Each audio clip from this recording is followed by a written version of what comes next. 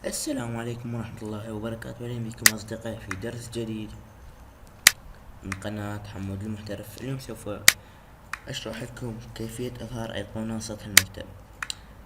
بعد فورمات الحاسوب سوف لن تظهر لك أيقونات سطح المكتب مثل ماين كمبيوتر أو داونلود ملفات. لن تظهر لك فقط هذه الأيقونة، فقط على سطح المكتب هذه الأيقونة.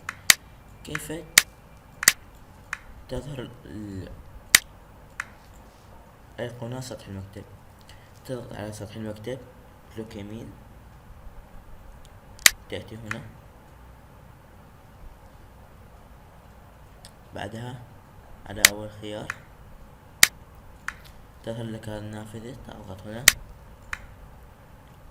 وهنا وهنا وتعطي أبلي، بعدها أوكي.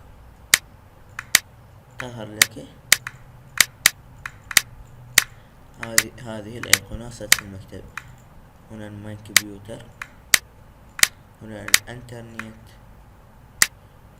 وهنا التحميلات وغيرها. إذا أعجبكم الشرح لا تنسوا اللايك زائد اشتراك. كان معكم حمود المحترف.